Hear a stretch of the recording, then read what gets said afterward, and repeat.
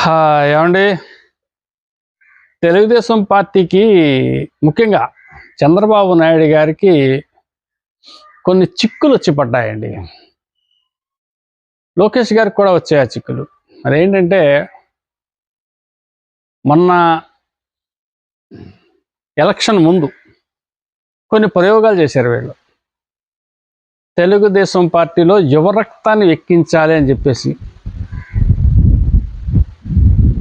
Telugu Desam party అనే సీసాలో ఉడుకు రక్తంతో ఆ సీసాలు నింపాలి అని చెప్పేసి వీళ్ళు పాపం కొన్ని ప్రయోగాలు చేశారు.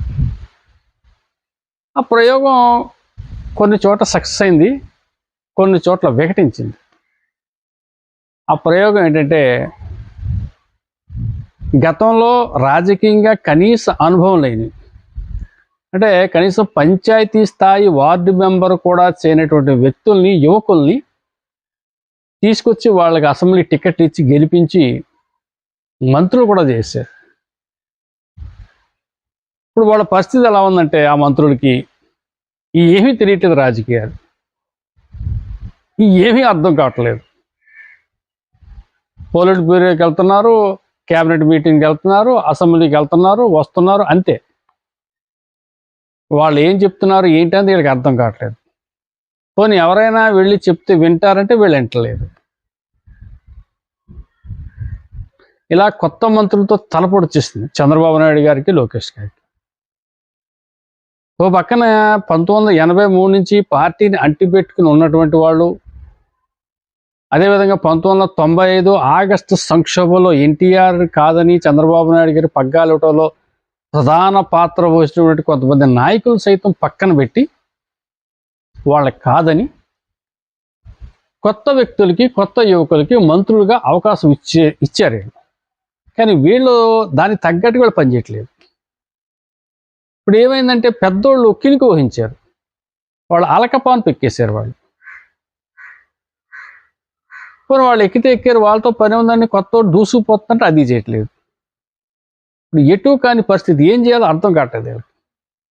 ఇప్పుడు ఇందులో ఉదాహరణగా చూసుకుంటే కొన్ని పేర్లు మీకు చెప్తాను.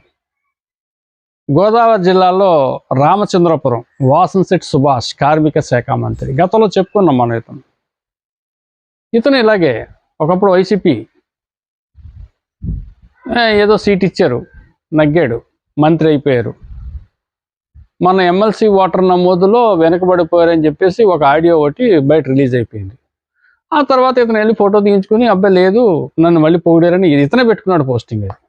అది పార్టీ ఆఫీస్ నుంచి వచ్చింది, ఇతను సొంతంగా పెట్టుకున్నాడు. ఏది ఏమైనా ఇతని పనితీరు పట్ల మాత్రం అధిష్టానం గుర్రుగానే ఉంది. ఇతనికి తెలియదు, చెప్తే ఏండో, అర్థం చేసుకోడు, ఏది మైండ్లో ఉండదు, అన్నీ మర్చిపోతాడు.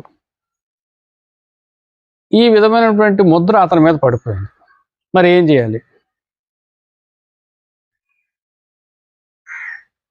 శెట్టిబజ్జీ కుల సామాజిక వర్గానికి చెందినటువంటి యువ నాయకుడు, ఇతన్ని మంత్రివర్గం తొలగిస్తే ఇదే సామాజిక వర్గానికి చెందినటువంటి ఆసంట, పశ్చిమ గోదావరి జిల్లా పితాని సత్యనారాయణకి అవకాశం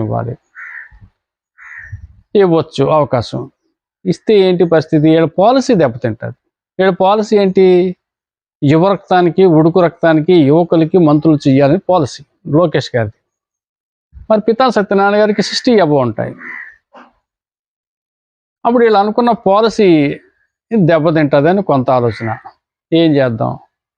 పోనీ ఇతనికే బాగా ట్రైనింగ్ ఇచ్చి, నచ్చ చెప్పి, అవసరమైతే ఇతని మీద ఒకరిని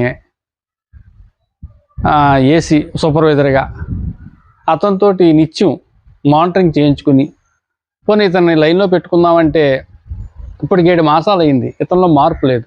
భవిష్యత్తులో మారతాడంటే చెప్పలేం. మరి ఏం చేయాలి? పాలసీని కాదనుకుని పితానికి ఇచ్చేయాలా, లేకపోతే ఇతన్ని భరించాలా, ఇతన్నే మార్చుకోవాలా? ఇదొక సస్పెన్స్. ఇకపోతే రెండోది రాంప్రసాద్ రెడ్డి గారు, రవాణా శాఖ మంత్రి. ఆయనది కూడా తలపోటుగానే ఉంది. చాలా ఇబ్బంది పడిపోతున్నారు అతని గురించి. అతను తీసేద్దామని నిర్ణయానికి వచ్చారట. అదే రెడ్డి సామాజిక వర్గాన్ని నుంచి ఇవ్వాలి. సోమిరెడ్డి చంద్రశేఖర్ రెడ్డి సీనియర్ ఉన్నాడు అక్కడ, అతనికి ఇద్దామా? అయితే ఇంకా ఉన్నారు సీనియర్ అదే జిల్లాలో, వాళ్ళకి ఇద్దామా? ఎవరికి ఇచ్చినా అక్కడ కూడా పాలసీ దెబ్బతింటుంది. అక్కడ కూడా ఏజ్ బార్ వాళ్ళకి ఇవ్వాలి. మరి యువకులకు ఇవ్వాలనే ఆలోచన మరి ఏంటి? ఫెయిల్ అయిపోయాం ఏంటి, మన ప్రయోగం సక్సెస్ కాలేదేంటి అనే ఆలోచనలో పడ్డారు. ఇంకోటి ఏంటంటే కొండపల్లి శ్రీనివాస్, అతను కూడా అదే సమస్య.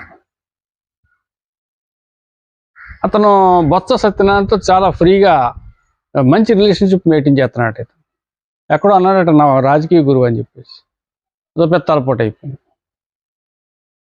ఇంకోటి పార్థసారథి, మొన్న చూశారు కదా న్యూస్ వీడు గౌతు లచ్చన్ సభలో జరిగిన ఇష్యూ, వైసీపీని తీసుకుని ఇతను మంత్రి ఇచ్చారు అతను కూడా. ఇవి ఇంకా కొన్ని ఉన్నాయి, అవి పెద్దగా లేవు కానీ ఇవి ప్రస్తుతానికి ఏం చేశారంటే వీళ్ళ పేషీల మీద ఇంటెలిజెన్స్ నిఘా పెట్టారు. పేషీలు ఏం జరుగుతుంది ఏంటి, వీళ్ళ పిఎస్ ఎవరు, పిఎస్లు ఎవరు, వీళ్ళ పరిస్థితి ఏంటి, వీళ్ళు మారతారా మారరా, ఇంకా మనం గట్టి నిర్ణయం తీసుకోవాల్సింది ఏంటి అనేది ఒక నిఘా పెట్టారు. ఏదేమైనా సంక్రాంతి తర్వాత ఒక క్లారిటీకి వచ్చే అవకాశం స్పష్టంగా కనపడుతుంది. Thank you.